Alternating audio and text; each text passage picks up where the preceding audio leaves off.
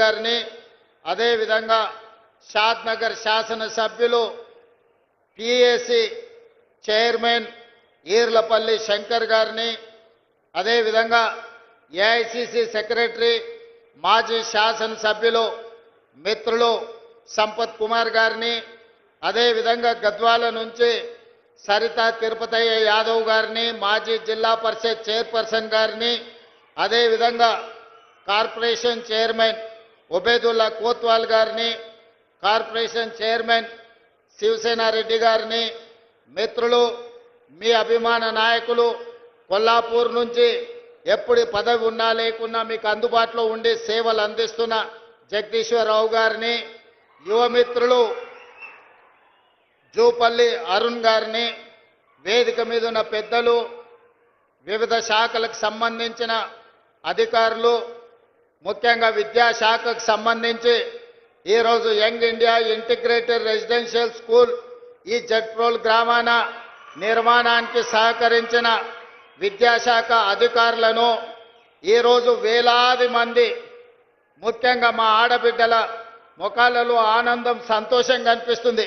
అక్కడ ఆ పక్కనున్న మా అక్కలు, ఇక్కడున్న మా సోదరి మనులు ఆశీర్వదించడానికి వచ్చి అండగా నిలబడ్డందుకు మా ఆడబిడ్డలకు, కొల్లాపూర్ శాసనసభ నియోజకవర్గ కాంగ్రెస్ పార్టీ నాయకులకు, కార్యకర్తలందరికీ కూడా మనస్ఫూర్తిగా ధన్యవాదాలు, కృతజ్ఞతలు తెలియజేస్తున్న మిత్రులారా,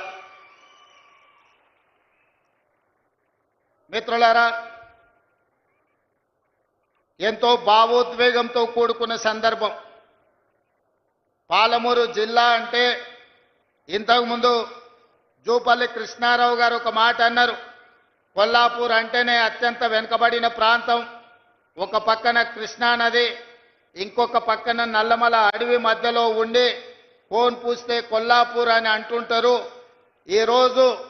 हम लोग सब कुछ पूछ रहे हैं, हमको ज्यादा ज्यादा पैसे देना और ఇందిరమ్మ घर भी देना అని ఎట్లయితే జూపల్లి గారు పెద్ద చిట్టా చదివినరో తప్పకుండా వారు చేసిన విజ్ఞప్తులను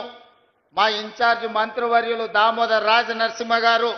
ప్రత్యేక సమీక్ష పెట్టి ఆ సమీక్షలో ఏమేమి రాష్ట్ర ప్రభుత్వం కొల్లాపూర్కు ఇవ్వగలుగుతుందో తప్పకుండా ఈ కొల్లాపూర్కు ఇచ్చి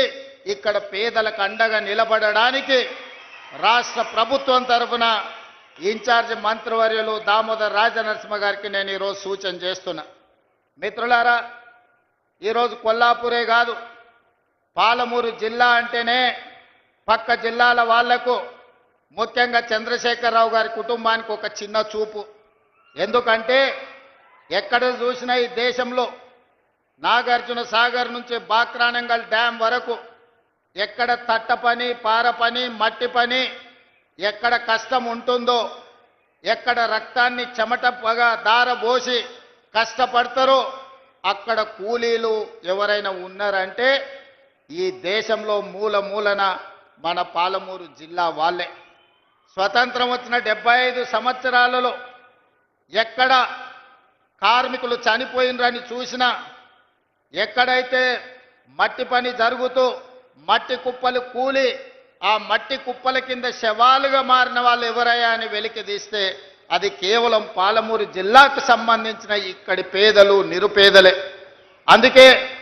ఆనాడు 2009 పార్లమెంట్ ఎన్నికల సందర్భంగా చంద్రశేఖరరావు గారు కరీంనగర్ జిల్లా ప్రజలు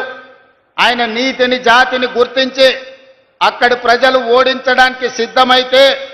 2009లో దేశమంతా వలసపోయి మనం బ్రతుకుతుంటే మన దగ్గరికి చంద్రశేఖరరావు గారు వలస వచ్చిండు. ఆనాడు పాలమూరులో ఊరు లేకపోయినా, పార్లమెంటులో నోరు ఎత్తకపోయినా తెలంగాణ రాష్ట్రం సాధించాలి అంటే